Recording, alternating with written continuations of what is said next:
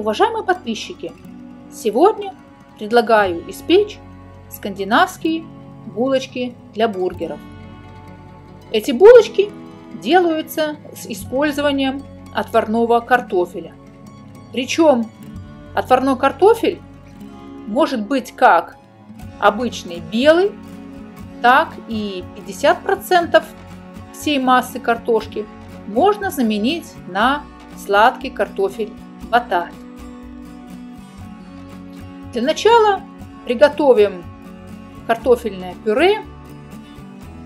Для этого мы растолчем или забьем миксером картошку с маслом и смешаем закваской.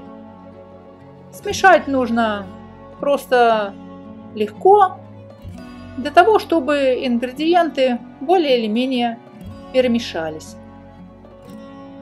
Затем добавляем пшеничную муку. Так как у нас булочки будут длительной ферментации, процент белка должен составлять не менее 12%. Делаем замес на медленной скорости. Затем добавляем яйцо по одному яйцу. Всего нам понадобится 2 яйца.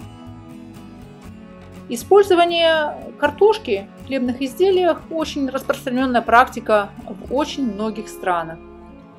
Картошка придает готовому изделию сочность, мягкость и способствует тому, что изделие долго не черствеет.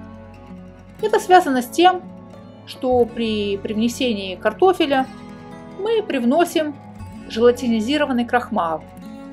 А желатинизированный крахмал, как мы знаем, это та же заварка. Задача заварки – это внесение дополнительной жидкости в тесто с возможностью ее удержания. Именно поэтому картошка так часто используется в самых различных странах, потому что это очень легкий и вкусный вариант сделать ваше изделие сочным и долго хранящимся.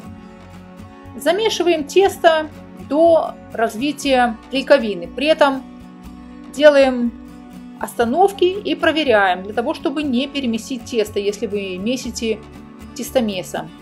Вот когда клейковина у нас достаточно развита, тесто проходит тест на глютеновое окно, мы выкладываем тесто, смазанный растительным, рафинированным маслом. Как правило, это подсолнечное масло. Оно наиболее подходит для использования в пекарском деле, потому что оно не имеет ни запаха, ни вкуса, а также выдерживает высокие температуры. Выкладываем тесто в емкость, смазанную рафинированным подсолнечным маслом, и оставляем на брожение на 5-6 часов при 26-28 градусах Цельсия, а затем убираем в холодильник. Для удобства, если у вас нет расстоечного шкафа, вы просто можете оставить тесто в духовке со включенной лампочкой.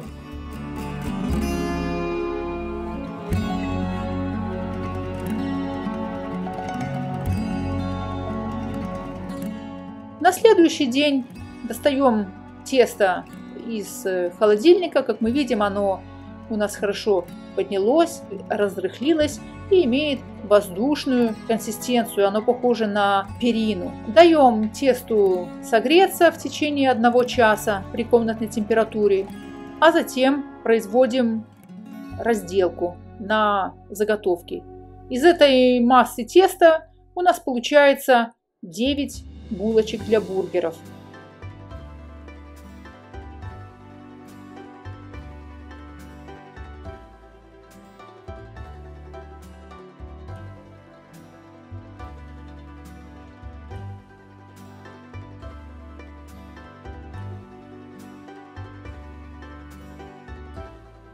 Смачиваем поверхность рабочего стола водой, также смачиваем руки водой.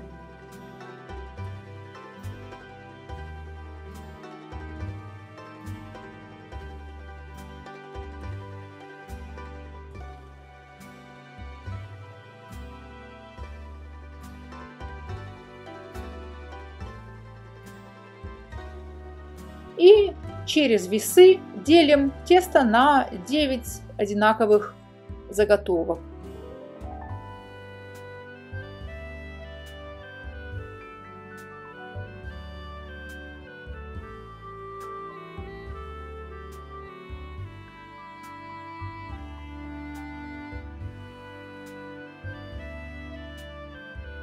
Разделив тесто на куски равной массы, делаем предварительную предформовку, а затем формируем сами булочки.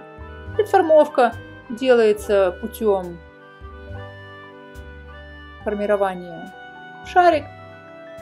Легко это делать при помощи скребка. И пока вы пройдете через все 9 заготовок, первая заготовка уже успеет расслабиться, и вы можете приступить к окончательной формовке.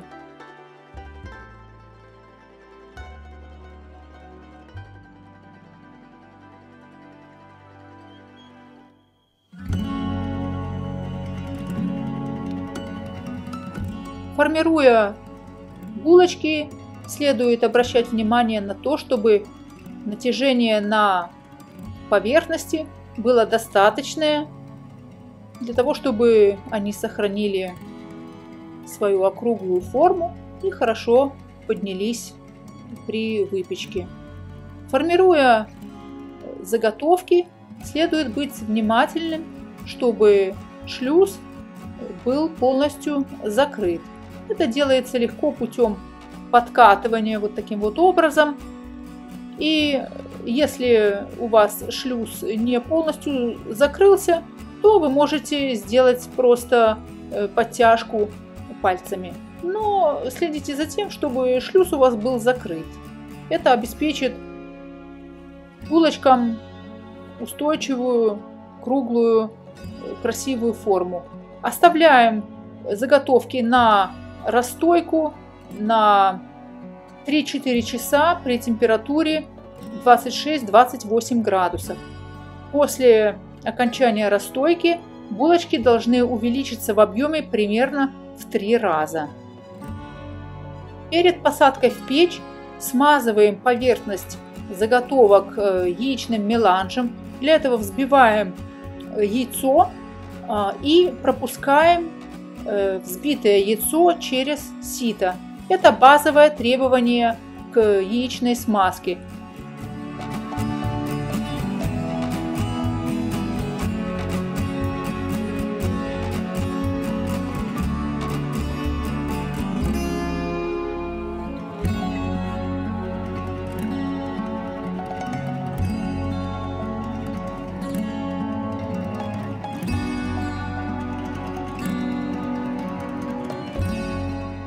Выпечка при 200 градусах Цельсия с конвекцией или 220 градусах режим вверх-вниз в течение 17-20 минут или до достижения золотистого цвета.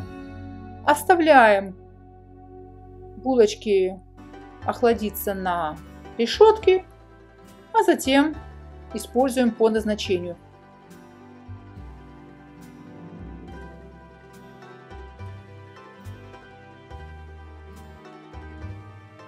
По вкусу эти булочки напоминают сметану, то есть они имеют кисломолочный вкус. В отличие от многих других булочек для бургеров, которые имеют сладкий вкус, эти булочки имеют вкус сметаны.